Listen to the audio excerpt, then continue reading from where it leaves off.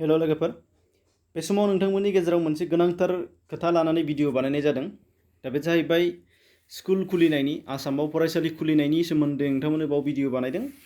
दा बे भिडिअखौ नोंथांमोननो होदों दिनै सोलोंथाइ मन्त्रि डक्टर हिमन्त बिश्व शर्मा बिथाङा खौरांगिरि मेलनि गेजेरजों फोसावनाय जेनोखि बाथ्रा, दा बे बाथ्राखौनो नोंथांमोननि सिगाङावहाय फोसावना होनो नागिरदों। दा बेयावहाय जोबजासिम नायलांबा नुनो मोननाय जागोन गोबां खान्थिफोर दङ, जायफोर खान्थिफोरखौ दिनैसिम नुफेराखैमोन। फोरोंगिरिनि थाखाय, फरायसानि थाखाय आरो समाजनि मानसिफोरनि थाखाय बेयो जोबोद गोनांथार।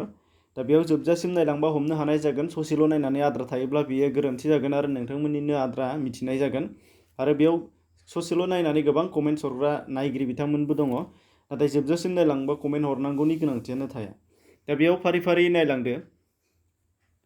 दा 1 नाम्बाराव नुनो मोननाय जागोन 30 आगस्तनि गेजेराव मोनफ्रोम फरायसालिनि फोरोंगिरि आरो फरायसालिनि जायखिजाया हाबा मावग्रा गासैखौबो कर'ना टेस्ट खालामना लाजोबनो नांग्रोगोन होनदों। दा फरायसालि खुलिनायनि सिगांनो फरायसालियाव मावग्रा टिचिं नन टिचिं गासैखौबो कर'नानि टेस्ट खालामनानै लाग्रोजोबनो गोनां जानानै फैगोन होनदों। आरो बेनि टेस्टखौ वेबसाइटआव हगारना होगोन होनदों अनलाइनै। रिजाल्टआ मा दङ बेखौ बयबो जाहाथे नुनो मोनो। दा बिनिफ्राय फरायसालियाव थांजेननाय समावनो सावस्रि बिफाननि मानसिफोर, अर्थात हेल्थ डिपार्टमेन्टनि मानसिजों लोगोसे फोरोंगिरि बा फरायसालिनि खामानि मावग्रा गासैखौबो जयैसो एन्ट्रि जाहैखागोन होनदों, हाबहैखागोन। बिनिफ्रायसो क्लास लानो थिरांथा लानाय जागोन आरो। दा बेखौ नोंथांमोननि सिगाङाव फोरमायनानै होदों। दा बेजों लोगोसे दङ नाम्बार 2आव फरायग्लांना हथात नार्सारिनिफ्राय जागायजेननानै क्लास 4 सिमा, थाखो 4 सिमा बन्द थागोन। बिसोरो फरायसालियाव थांनो मोननाय नङा। हथात 1 सेप्तेम्बरनिफ्राय बिसोरखौ थिरांथा लानाय जायाखै। बेनिफ्राय नाम्बार 3आव नोंथांमोना नुगोन थाखो 5, 6, 7, 8 बे मोनब्रै थाखोनि थाखाय 5, 6 आरो 7, 8नि थाखाय बिसोरखौ गामियावनो फोरोंनाय जागोन होनदों, नाथाय फरायसालियाव नङा। बिसोरना फरायसालियाव लाजानाय नङा। गामिनि फोथार आरो गामिनि बबेबा मोनसे न'ब्लां, हथात कमिउनिटि हल बायदिसिना मोनसे ओरैबायदि सुबिदा गोनां जेराव गोबां मानसि जानो हायो, गोबां ससियेल डिस्टेन्स मानिनानै गोबां मानसि फोरोंनो हाथावथाव जायगा दङ। दा बेफोरबायदि खुला न'फोर दङबा बेवहाय लानो हागोन होनदों। नाथाय स्कुलाव लानो मोननाय नङा आरो। स्कुलनि जेनाखि रुम बियो मोजां नङा, थारमाने मिलाया। दा बेखायनो बेखौ गनायथि होनाय जायाखै। बेनिफ्राय बेयाव क्लास लानायावबो मोनब्रैबो क्लासआ आलदा आलदा क्लास जागोन। मोनसे क्लासाव 15 बा 15 फरायसायाल' थानो मोनगोन होनदों। बेनिफ्राय माखासेखौ दायोबा जुदि ग्रुप राननांगोन आरो। बेनिफ्राय जानथायाथ' लाखिखानांगोन ससियेल डिस्टेन्स। बेनिफ्राय सोरबा फरायसाया जुदि गोजानाव फरायसालियाव फरायहैनाय, हथात मोनसे गामिनि सासे फरायसाया गामिनि फरायसालियाव हाबालाबानो गुबुन गोजाननि फरायसालियाव फरायहैयोमोन, बिदिथ' गोबां थाखायो। दा बे बेलायावहाय बे फरायसाया जुदि बै गोजान गामियाव थांनो हायाब्ला एबा थांनो गोसो जायाखैबा बे गामिनि फरायसालियावनो क्लास लाहैफानो हागोन होनदों। बेखौनो जेबो माबा गैया आरो, अबजेक्सन गैया। बाहाय लाफानो हागोन, फरायफानो हागोन। बेनिफ्राय आरो बे बेलायाव दंबावो फोरोंनायनि बिथिङाव। बेयाव फोरोंगिरिफोराल' बा गामिनि जायनाखि जेरावहाय एलपि स्कुल बा इउपि स्कुल दङ, बाहाय जायफोर बिथांमोना फोरोंगासिनो दं बिथांमोनहाल' जुदि क्लास लानो हागोन बे नङा होनदों। बे ओनसोलनि बा बे गामिनि गोरों लाइमोनफोराबो बेवहाय फोरोंफानो हागोन जुदि गोसो जायोब्ला। आरो बाहाय सोरबा टेट पास जानाय क्वालिफाइड जुदि गोरों फरायसाफोर दङब्ला बिथांमोनाबो बेयाव क्लास लानो हाफागोन। आरो बेखौ बै जाय फरायसालिनि क्लास लानो थांगोन बै फरायसालिनि गाहाय फोरोंगिरिया बिथांमोनखौ आखायाव लानो नांगोन होनदों, जुदि गोसो जायोब्ला आरो। कम्पालसारि नङा बेयो, जुदि गोसो जायोब्ला। माने गाहाय फोरोंगिरिया मेनेज खालामना होनो जुदि सानदोंब्ला बिथाङा बेखौ खालामनो हागोन होनदों। आरो जायफोर लाइमोनफोरा गोसो जानानै गावसोरनो फोरोंहैनो आवगायगोन बिथांमोना फोरोंहैनो हागोन। बेनिफ्राय गावारि हथात प्राइभेट फरायसालिफोराबो बेखौनो डिसाइड खालामनानै लानो हागोन होनदों, हथात बेबायदि फल' खालामलांनो हागोन। आरो मोनसे मोजांनि बाथ्रा होनदों जे बिथाङा जुदि प्राइभेट आरो गभर्नमेन्ट मोननैबो फरायसालिया खाथियावनो दङब्ला मोननैजों जुदि जयै क्लास लागोन बा जयैनो क्लास लानो हागोन आरो। फरायसाफोरखौबो जयै सोनो हागोन, फोरोंगिरिफ्राबो जयैनो लानो हानाय जागोन आरो, जुदि गोसोब्ला होनदों।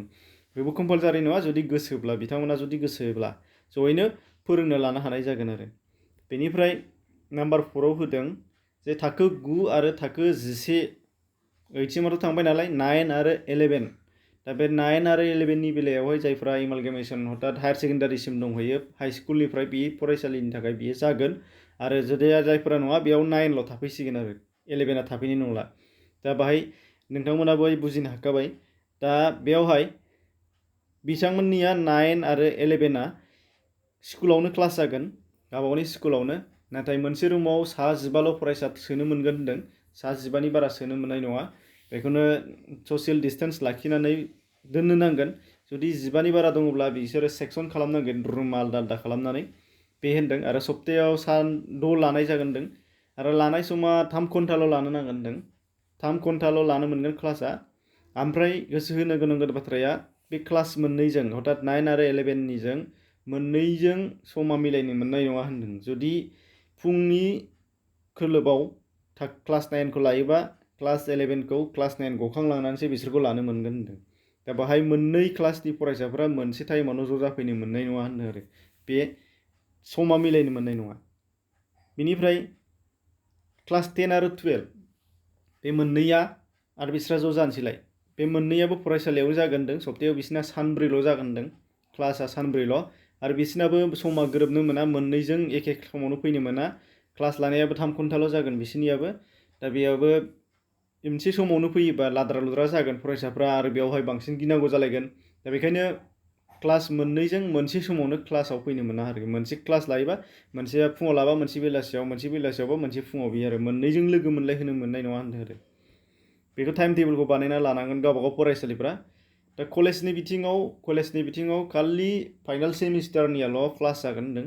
फाइनाल सेमिस्टारनिया बाहाय सेक्सन बा माबा मोनसे गुबुन गुबुन बेसेबां जानांगौ बेनि खुनु बाहाय मख'नाय गैया। नाथाय बेखौ सिगांनिखौ नोजोर बोयोब्ला नुनो मोननाय जागोन ससियेल डिस्टेन्स मेनेज खालामनानै, जुदि रुमफोरा गिदिरबा बेयाव जेसेबां जायो गावबागाव कलेजनिया बेखौ मेनेज खालामनानै लानो हागोन। आरो फारसेथिं जाय बेयाव अनार्स लानाय बा जेनेरेल फरायनाय बेनि सायावबो आरो जाहैखायो फाइनाल सेमिस्टाराव, बेखौ कलेजआ गावबागाव मेनेज खालामनानै लानो हानाय जागोन होन्दों।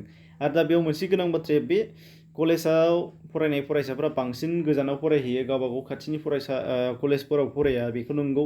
दा बेखायनो जायफोरा खाथिनि कलेजाव फरायाखै गोजानाव फरायदोंमोन बिथांमोना जुदि खाथिनि कलेजावनो हाबनो गोसोबा बाहायनो क्लास लानो हागोन होननाय जादों। बाहाय खुनु अबजेक्सन गैया, बादाबो होनो मोना आरो दाबसे जायगायाव जेसेबां फरायसाफोर दं कलेज, बे फरायसाफोरा खाथिनि कलेजावनो लानो हानाय जागोन होन्दों आरो जुदि गोसोब्ला। आरो गोजानावबा जुदि बिथाङा सुबिदा दङबा बेहा थांनानै लाहैनो हागोन गोजानावबो, गावबा गावनि कलेजावबो। नाथाय जुदि उसुबिदाबा खाथिनि कलेजावनो लानो हानाय जागोन होन्दों। इउनिभार्सिटिखौ बिथांमोना आखायाव लाथ'वाखै होन्दों। इउनिभार्सिटिखौ आखायाव लायाखै, खालि कलेजसिमल' आखायाव लानाय जादों।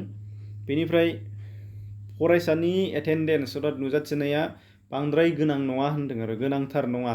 फैबा फैयाबा गैया आरो बे, खिन्थु फैथारनाया क्लास लानाय हिसाबै फैनांखागोन। नाथाय फोरोंगिरिनि थाखाय एकदम मास्ट होन्दों, गोनांथार, एकदम एंगारजाथावै साफ्रोम फोरोंगिरिफ्राबो एटेन्ड जाजोबथारनांगोन आरो बाहाय खालि सरकारि फरायसालिनि थाखाय बेखौ बुंनाय जादों आरो। बेनिफ्राय बेफोर गासैखौबो फैगौ समबाराव बिथांमोना वेबसाइटआव होगोन होन्दों, www.ssa.assam.gov.in आव। बेयावहाय अफिसियेलि एनाउन्स खालामफिनगोन होन्दों। बेखौ नोंथांमोनाबो नायना लानो हानाया जागोन। दानिया नैबे बाथ्राखौ गोसोआव लानो नांगोन, जोबथारनायाव जायफोरा सिगाङावनो हगारलांखांबाय भिडिअखौ नायखांनानै बिथांमोना बेखौनो साननानै लासिगोन, नैबे लास्टआव नाय मोनसे बाथ्रा होन्दों बिथाङा, बेफोर गासैबो रोखा जानाय नङा होन्दों। रोखा माने क्लासआ जे 1 सेप्तेम्बरनिफ्राय खुलिथारसिगोन बेफोर दा मख'नायफोरा बे नङा होन्दों। बेयाव रायजोनि मतामत लागोन होन्दों, रायजोफोरनि खेंफोरथि लागोन। दा बेखौ रायजोफोरा 20 आगस्तनि गेजेराव गावबा गावनि खेंफोरथि हरनो हागोन होन्दों। दा सोलायनांगौबा सोलायनो लानो मोना होनबा लानो मोना। दा बेयाव मेजरिटिखौ नायगोन होन्दों, बेसेबाङा सापर्ट दं बेसेबां सापर्ट गैया। आरो बेल' नङा, रायजोआव कर'ना भाइरासनि गाग्लोबनायनि सायावबो बिथा थागोन होन्दों। जुदि कर'ना भाइरासनि गाग्लोबनाया नर्माल जालाङाबा, बांसिनसो जालाङोबा बा सिटुएसना मोजां जाहैयाब्ला बेखौ लानाय नङा होन्दों। जुदि जाहैयोब्ला बेबायदि बांद्राय थासारिया गाज्रि जाहैयोब्ला बेखौ सेप्तेम्बर अक्ट'बरावबो लाहैनो हागौ होन्दों। नाथाय बेबादि पलिसिजोंनो थांनाय जागोन होन्दों, अक्ट'बराव लाहैनांगौ जायोब्लाबो। बेनिफ्राय आरो बेल' नंबावा, बाहाय मिरु सोरखारनि बिथोनखौबो मानिनानै सोलिनांगौ। जिहेतु मिरु सोरखारनि मतामत एबा मिरु सोरखारनि बिथोन बा फोसावलायखौबो बेयावहाय नायनाय जागोन होन्दों। जुदि मिरु सोरखारा बेबायदि गनायथि होथाराब्ला बेखौ सेप्तेम्बराव लानाय नङा, उनाव फावसायलांनाय जागोन होन्दों। आरो फावसायलांनाय जायोब्लाबो बेनो थागोन, मोनसे मोननैल' सोलायनो हागौ होन्दों आरो पलिसिया। दा बेखिनिमोन नोंथांमोनहा जायफोरा फरायसा आरो जायफोरा फोरोंगिरि बिथांमोननि थाखाय बेयो जोबोद गोनां जानानै दङ। बेखायनो नोंथांमोनहा शेयार खालामनानै होबानो जाबाय, जाहाथे मिथिनो मोनो। आरो नोंथांमोना जुदि गुबै बिथांनि बिबुंथि नायनो लुगैदों, डिसक्रिपसनाव लिंक दं, बेयाव थांनानै नायनानै लानो हानाय जागोन, खोनासंनानैबो लानो हानाय जागोन। आरो बेजोंल' नङा, बेल' नङा, बिथाङा सोलोंथाइनि बिथिङाव गोबां निउ इडुकेसन पलिसिनि सायाव बिबुंथि होदों, जिहेतु नायनायनि गोनांथि दङ। ओंखायनो डिसक्रिपसननि लिंकजों थांनानै नायनोबो हानाय जागोन। एसेनोसै, गोजोन्थों।